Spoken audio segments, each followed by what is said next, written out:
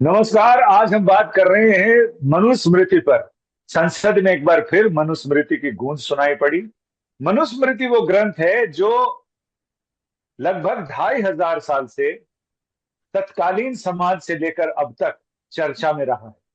जिस समय महर्षि मनु ने इसकी रचना की होगी, यानी स्मृति का मतलब है कि वेदों को आपने सुना।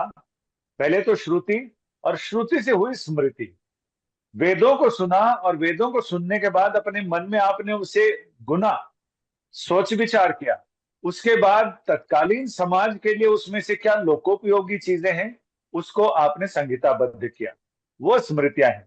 ऐसे तो 20 स्मृतियां हैं, लेकिन 4 स्मृतियां जिनकी चर्चा सबसे ज्यादा होती है। मनुस्मृति सबसे चर्चित है। इसके अलावा याज्ञवल्क्य स्मृति है, नारद स्मृति है, बृहस्पति स्मृति है, और भी अन्य स्मृतियां हैं। इसलिए जब भी आप पूजा में संकल्प करते हैं तो कहते हैं कि श्रुति स्मृति पुराणोक्त फल प्राप्त्यर्थम परमेश्वर प्रीत्यर्थम अमुक कार्यम अहम करिष्ये। तो श्रुति स्मृति में बहुत सारी चीजें हैं। श्रुति स्मृति ये बताती है उस समय के समाज से लेकर अब तक के समाज में। अगर हम बात करें तो मनुस्मृति अपने समय की विश्व की सबसे पुरानी संहिता है, सबसे पुराना विधान है। संविधान भी कह सकते हैं। लेकिन उसका एक श्लोक है जिसका उल्लेख करके और बार बार मनुस्मृति को ताने मारे जाते हैं। तो वो श्लोक है अध्याय 8 में, श्लोक संख्या 272। धर्मोपदेश दर्पेण विप्रा नामस्य कुर्वत सप्तमासे च ये तैलम वक्त्रे श्रोत्रे च पार्थिव।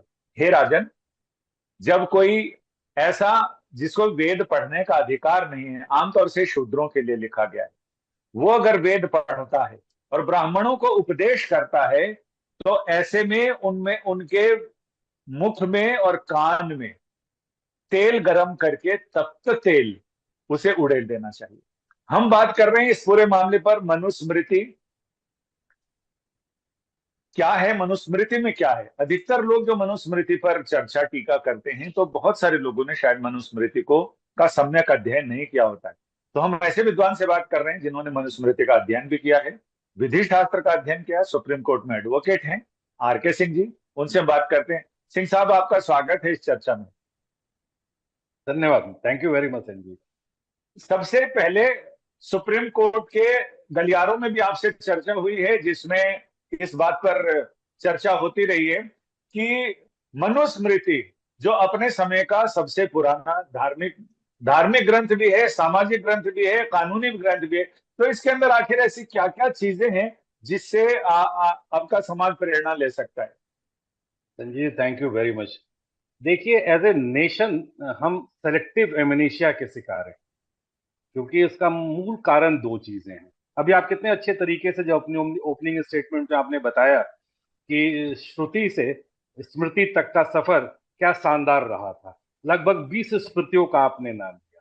ये जो 20 स्मृतियां हैं, ये हमारे एवोल्यूशन का, जो सोसाइटल एवोल्यूशन का डीएनए है इनमें। और हमारी सबसे बड़ी त्रादसी ये है कि जब इंडिया इंडिपेंडेंट हुआ, तो हमारे संविधान निर्माताओं ने जब संविधान बनाया तो उनके ऊपर बहुत बड़ा प्रेशर था एक सेकुलर संविधान बनाने का। मैं वर्ड यूज कर रहा हूं, प्रेशर था सेकुलर संविधान बनाने का। और उस प्रेशर के चक्कर में सबसे बड़ी जो दुर्घटना जिस चीज के साथ हुई, वो हमारे धर्मशास्त्रों के साथ हो गई। क्योंकि मूलतः देखा जाए तो ये धर्मशास्त्र किसी एक धर्म विशेष के लिए नहीं थे, क्योंकि हिंदुइज्म बाय डिफिनेशन बहुत एकोमोडेटिव है नेचर में। तो आप देखिए कि मनुस्मृति को संविधान में डिस्कस किया गया, संविधान सभा में डिस्कस किया गया, बहुत बड़े लेवल पर डिस्कस किया गया, और बहुत सारे उसके प्रावधानों को भी डिस्कस किया गया। तो बाबा साहब तो स्वाभाविक था, क्योंकि वहां पे जो जातीय वर्ण व्यवस्था में जिस तरीके की तल्ख बातें उसमें हैं, वो एक पोर्शन है, बस ये याद रखना होगा। वो मनुस्मृति का सिर्फ एक पोर्शन है जो जाति के वर्ण व्यवस्था के हिसाब से कुछ तल्ख बातें कही गई हैं। वो पूरा मनुस्मृति नहीं है। क्योंकि ये जो है स्मृतियां हम बार बार रिपीट करते हैं, ये जैसे जैसे समाज में इकोनॉमिक डेवलपमेंट हुआ, सोशल डेवलपमेंट हुआ, इंस्टीट्यूशंस बढ़े, तो स्मृतियों का भाव भी बदलता चला गया। मनुस्मृति 200 BCE में लिखी गई थी, मनु द्वारा, ये आमतौर पे माना जाता है। लेकिन ये डिफरेंट पीरियड में वो इवॉल्व करता चला गया। जब हम जाति व्यवस्था पे मनुस्मृति को कटघरे में खड़ा करते हैं, तब हमें यह समझना होगा कि जिस दौर में वो श्लोक लिखा गया था, उस दौर की सामाजिक विशेषता क्या थी, लेकिन ये कोई नहीं बताता। वो सीधा का सीधा पूरे टेक्स्ट को ही कटघरे में खड़ा कर देता है। जैसे अब तभी मैं बेहता हूं, सेलेक्टिव एमनीशिया के शिकार है। अगर मान लीजिए कोई नारीवादी है और वो इस बात को कहें कि सीता जी को भगवान श्री राम ने उनका त्याग कर दिया था, तो एक तो त्याग होता है, दूसरा छोड़ दिया था, तीसरा उनको अबैंडेंड कर दिया था। तो अगर आप उस पोर्शन के रामायण को निकाल करके पूरे रामायण को ही कटघरे में खड़ा कर देंगे, तो रामायण पढ़ने वालों पे भी बलिहारी है और उसको समझने वालों पे भी बलिहारी है। और यही यही जी सिंह साहब, इसमें कई लोगों का ये मानना है, जैसे senior advocate PN Mishra ji से मेरी बात हुई, उन्होंने शंकराचार्य जी पे बड़ा शोध ग्रंथ लिखा है और हम्म उन्होंने इन सारी चीजों की व्याख्या की। उनका ये कहना है कि आदि जगत गुरु शंकराचार्य ने भी अपने ब्रह्म सूत्र में इस बात की भाष्य किया है, जिसमें उन्होंने कहा है कि कुछ लोग कहते हैं कि मनुस्मृति में ऐसा लिखा है, हम्म लेकिन उन्होंने इसकी तस्दीक नहीं की। उन्होंने ये लिखा है कि लेकिन बहुत सारे लोग ऐसे हैं भारतीय वांग्मय में, इतिहास में और प्राचीन परंपरा में, जो जन्मना जायते शूद्रा कर्मणा द्विजोच्यते, तो वो शूद्र में जन्म लिया है लेकिन पूर्व जन्म के संस्कारों के वजह से। और हम्म उन्होंने बहुत सारी ऐसी व्याख्याएं की हैं हम्म और ऐसी वेदों की ऋचाओं का निदर्शन किया है जिससे उनको वशिष्ठ और अन्य ऋषियों ने अपने यहाँ यज्ञ का आचार्य भी बनाया है। तो जैसा कि बहुत सारे विद्वान कहते हैं कि ये जो श्लोक है धर्मोपदेश दर्पेण विप्राणामस्य कुर्वत, तो ये जो श्लोक है ये क्षेपक की तरह है। ये मूल मनुस्मृति की कई पुस्तकों में नहीं मिला, पांडुलिपियों में नहीं मिला। वैसे ही सीता का जो वनवास है जी उसे भी बहुत सारे लोग कहते हैं कि ये भी क्षेपक है। तो क्षेपक जो क्षेत्रक है। शब्द है ये हाँ, अपने आप में बहुत सारी चीजें बताता है। बिल्कुल बिल्कुल बिल्कुल बिल्कुल, तभी वही वही मैं कह रहा हूं कि आप जब सेलेक्टिवली हम अब हम इन टेक्स्ट की बात जब करते हैं, तो हम ये समझना होगा कि ये एवोल्यूशनरी टेक्स्ट है, ये इवॉल्व करते रहे थे। जब तक हमारा संविधान कोडिफाई नहीं हुआ था, तो ये जो धर्म शास्त्र थे, ये हमारे संविधान थे। मानो behaviour, rule of society, economic activities, department of justice, inheritance, स्त्री धन, आई मीन डेमोक्रेसी कैसे काम, मतलब राज्य सत्ता कैसे काम करेगी, आपका क्रिमिनल प्रोसिक्यूशन कैसे काम करेगा, ये सारी चीजें मनुस्मृति में है साहब। हम स्त्री धन की बात करते हैं, स्त्री धन का कंसेप्ट क्या आसमान से टपका है क्या, या किसी दूसरे बोरोड टेक्स्ट से हमने लिया है? ये मनुस्मृति का पार्ट है, जहां पे ये कहा जाता है कि महिलाओं को, एक एग्जाम्पल आपको दे रहे हैं कि महिलाओं को शादी के समय जो धन दिया जाएगा उसको स्त्री धन कहेंगे।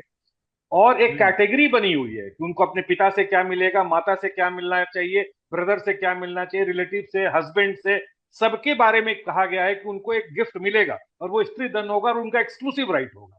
दूसरी बात है, उस पीरियड में मेल्स जो थे उनको पहला अधिकार होता था, रूल ऑफ प्रोबिनेचर होता था, तो पहला अधिकार होता था संपत्ति में। लेकिन उसके बाद ये भी लिखा गया है, जिस दंपत्ति को अगर मेल नहीं रहेगा तो स्त्रियों को, बेटियों को वो संपत्ति ट्रांसफर हो जाएगी। तो इनहेरिटेंस भी था। बाद में जब हमने, हमारा जो संविधान बना, तो फिर उसके बाद हमने महिलाओं को समान अधिकार दिया। तो ये जो अधिकारों की लड़ाई है, ये कोई एक दिन की लड़ाई नहीं है, ये लंबी प्रक्रिया के तहत आते आते आई। और दूसरी बात है, अब बहुत इंटरेस्टिंग बात मैं आपको बता रहा हूं हम्म। कि सेकुलर कॉन्स्टिट्यूशन बनने के बाद हम गालिब, फैज, मजाज, इन सबको अपने जजमेंट्स में कोट करते हैं। चार्ल्स को करते हैं, डिकेंस को करते हैं, शेक्सपियर को करते हैं, लेकिन हम कभी अपनी स्मृतियों को कोट नहीं करते या बहुत कम करते हैं। अब जस्टिस मार्कंडे काटजू की बात आपको मैं बता रहा हूं, ये सबको, लॉ के सारे स्टूडेंट्स को पढ़ना चाहिए। जस्टिस मार्कंडे काटजू ने 2006 में मेसर्स इस्पात industries limited versus commissioner of customs में मीमांसा थ्योरी पे अपनी पूरी जजमेंट ही लिख दी साहब। गुणा प्रधान, गुणा प्रधान एक थ्योरी है जो कहता है कि कोई बड़ा, अगर एक बिगर आइडिया है जो व्यापक आइडिया है, उसके सामने अगर एक सबऑर्डिनेट आइडिया है, तो सबऑर्डिनेट आइडिया को व्यापक आइडिया के अंदर जाना होगा। मींस सेंट्रल लेजिस्लेशन जो है हमेशा स्टेट, सबऑर्डिनेट स्टेट लेजिस्लेशन के अधीन में रहेगा। अब बताइए, ये हमारे उन्हीं शास्त्रों का पार्ट है। बाद में जस्टिस काटजू ने अनेक जजमेंट में इसका ये किया। उन्होंने तो दो दो इतने बड़े आर्टिकल्स लिखे मीमांसा थ्योरी ऑफ इंटरप्रिटेशन पे कि आज के डेट में अगर उसको लॉ की किताबों में पढ़ाया जाए तो हमारे बच्चों को कोड ऑफ हमूराबी पढ़ने की जरूरत नहीं पड़ेगी, लैटिन फ्रेज पढ़ने की जरूरत नहीं पड़ेगी। ये सारी चीजें हमारी धर्मशास्त्रों में हैं, लेकिन अनफॉर्चुनेटली संजय जी हमारे जुडिशरी का भी ध्यान वहां नहीं जा रहा है जो जाना चाहिए। तो जी। इसका मतलब मनुस्मृति में या बाकी स्मृति ग्रंथों में या हम्म। ब्राह्मण, सतपथ ब्राह्मण और ये सारे हैं, क्या हम्म। उसमें वर्ण व्यवस्था, चारों वर्णों के अधिकार, कर्तव्य, दंड विधान, विवाह कैसे होगा, विवाह के नियम, विच्छेद के नियम, ये सारी चीजें हैं जो आधुनिक लॉ और मतलब आधुनिक कानून में और न्याय शास्त्र में हैं? देखिए बिल्कुल है, इसमें कहीं कोई दो राय नहीं है। हमारी जो वर्ण व्यवस्था थी वो डिवीजन ऑफ लेबर की। एक दौर था ऐसा जब हमारे यहाँ जब डिवीजन ऑफ लेबर थी, और ये हर समाज में था। मेसोपोटामियन सिविलाइजेशन में था, रोमन सिविलाइजेशन में था, चाइनीज सिविलाइजेशन में था, इंडस सिविलाइजेशन तो हमारा खुद का सिविलाइजेशन है। तो जो सिविलाइजेशनल ग्रोथ जब हो रहा था संजय जी, तो ये वर्ण व्यवस्था उसका पार्ट था। एक पर्टिकुलर जो वर्ण थे वो कुछ पर्टिकुलर कामों के लिए निमित्त थे या उनकी एक्सपर्टीज थी। लाइक आज से 100 साल के बाद कॉन्स्टिट्यूशनल लॉयर को अगर आप कह दें कि ये खास वर्ण के हैं और इनको और 200 साल के बाद उनको गलत नजरिए से आप देखने लगे, तो आज के कॉन्स्टिट्यूशनल लॉयर उस दौर के कोई मतलब कल्प्रिट नहीं हो जाएंगे। तो उस दौर को हमें समझना होगा। लेकिन अगर मान लीजिए कि वर्ण व्यवस्था से मॉडर्न सेंटिमेंट अगर हर्ट होता है, तो हमारा संविधान तो उसको दरकिनार कर दिया ना। तो आप जो बार बार मैं कहता हूं कि सेलेक्टिव रीडिंग के चक्कर में आप पूरे के पूरे टेक्स्ट को खारिज कर रहे हैं, उसका दो ही कारण है।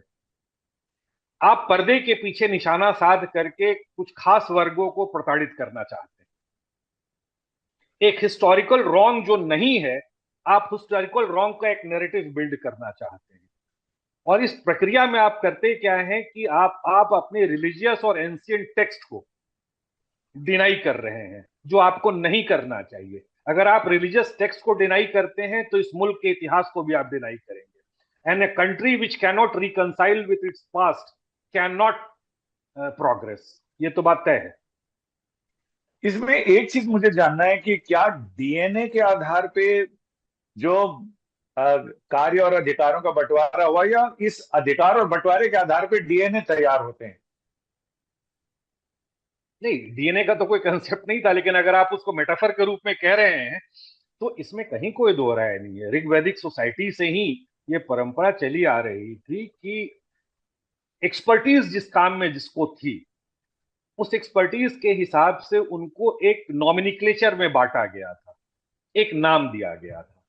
और वो धीरे धीरे धीरे धीरे वर्ण व्यवस्था होते होते कास्ट सिस्टम में डेवलप कर गया, जहां पे उसी वर्ण व्यवस्था के लोग एक दूसरे के साथ उठने बैठने लगे, चूंकि उनका रिहाइश एक अलग हुआ करता था। लेकिन उसका एक फायदा क्या हुआ, आप एक चीज और देखिए। ये जो सेलेक्ट ग्रुप थे, जिसको हम कास्ट ग्रुप कहते हैं, ये छोटे छोटे ग्रुप्स में अपने आप को मजबूत तौर पे बना के रखे। तो जब 1000 साल विदेशी शासन का हमारे ऊपर शासकों का की हुकूमत रही, जी। तो ये जो स्मॉल पॉकेट्स थे जिनको कास्ट बेस्ड आइडेंटिटी मिली हुई थी, वो उनकी पूरी कवायद ये होती थी कि हम अपने आइडेंटिटी को बचा लें।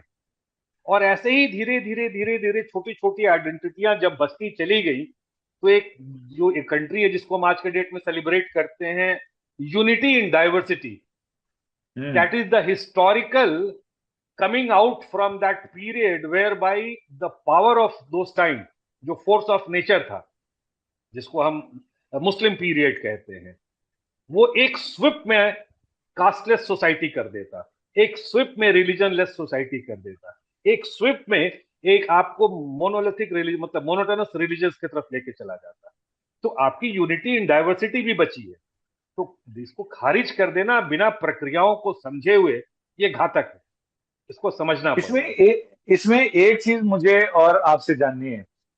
ये कि भारत का संविधान बनाते समय जब संविधान सभा में चर्चाएं हो रही थी हर चीजों पर, जिसमें सबके अपने अपने दायरे, कार्य का वितरण, अधिकार, दंड विधान, तो क्या मनुस्मृति जैसे ग्रंथ जो प्राचीन विधान है, क्या उन पर भी कोई चर्चा हुई या उनकी उनसे कोई प्रेरणा ली गई, ऐसा लगता है क्या आपको? नहीं संजय जी, इसमें कहीं कोई दो राय नहीं है कि जिस दौर में वो लोग बैठे थे, हमारे कॉन्स्टिट्यूशन मेकर्स, वो किसी भी पक्ष के हों, किसी भी मजहब के हों, वो अपने समय के सबसे इवॉल्व्ड लोगों में थे, बेहद जहीन लोग थे।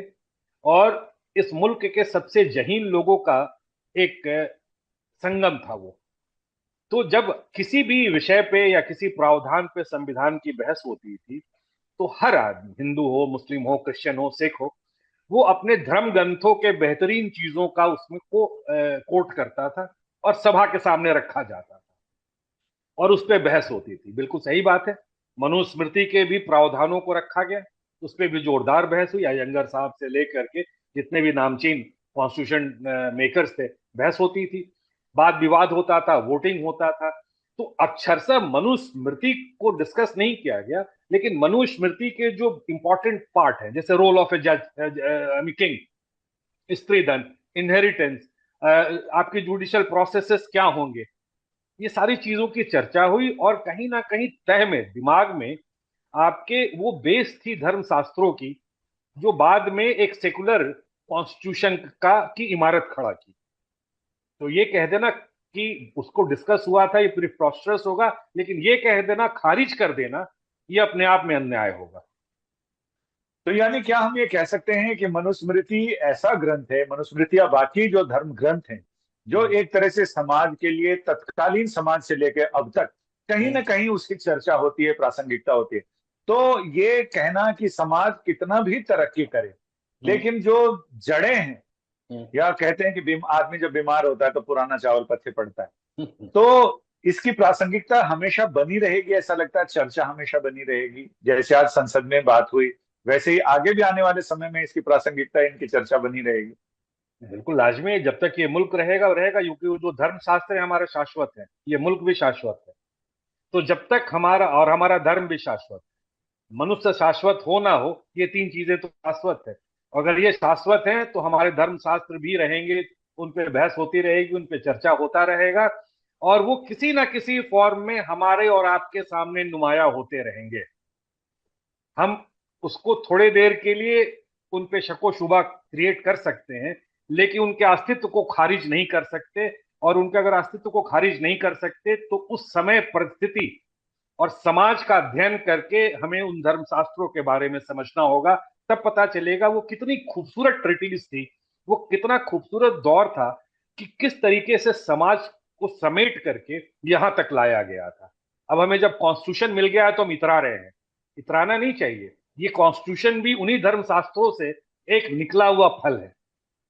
बाकी हम अब बाकी मेरा आखिरी धर्मशास्त्रों की बात करते हैं जी। अब मेरा आखिरी सवाल और ये कि सिर्फ एक श्लोक के आधार पर, जो श्लोक अभी हमने कोट किया, हम्म, उस श्लोक के आधार पर मनुस्मृति को जज करना, सिर्फ ढोल गंवार शूद्र पशु नारी सकल ताड़ना के अधिकारी, इसके आधार पर तुलसीदास को जज करना, या चतुरी चमार जैसी कहानी लिखने वाले प्रेमचंद, जो अप्रतिम कहानीकार साहित्यकार हुए, ये कितना उचित लगता है?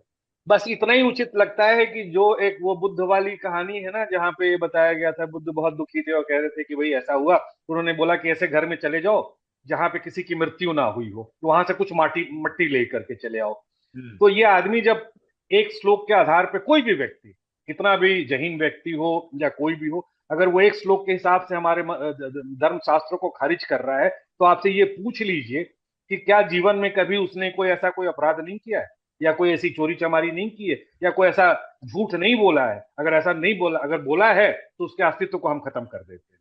लेकिन मैं फिर कह रहा हूं, ये श्लोक को अगर पढ़ना है और समझना है, तो उस समय के सामाजिक व्यवस्था को भी समझना होगा। मैं उस श्लोक की पैरवी नहीं कर रहा हूं, बस ये कह रहा हूं कि इस मुल्क में अगर इस विषय पर डिस्कशन होनी है, तो आपको 21st सेंचुरी में बैठ करके सिर्फ श्लोक को उठा करके उस धर्मशास्त्र के अस्तित्व को खारिज करने का मतलब यह है कि आप या तो मोटिवेटेड हैं, या आप समझ ही नहीं सकते हैं कि जिस पीरियड में ये लिखा गया था, उसके सोशल पैरामीटर्स, पैराडाइम्स क्या थे। तो समाज शास्त्र के किसी भी व्यक्ति को, या सोशोलॉजी जो पढ़ता है या हिस्ट्री पढ़ता है, उसको बहुत व्यापक व्यू रखना चाहिए चीजों का। इस तरीके से कंजर्वेटिव स्टडी नहीं करनी चाहिए। जी संजय जी।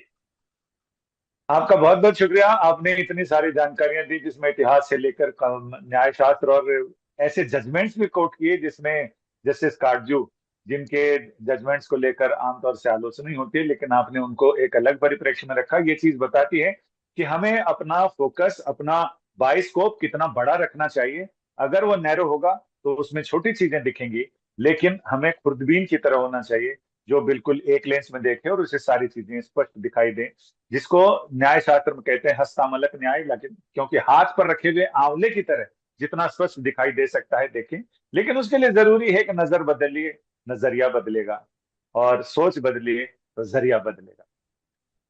आपका बहुत बहुत शुक्रिया, धन्यवाद। Thank you, thank you.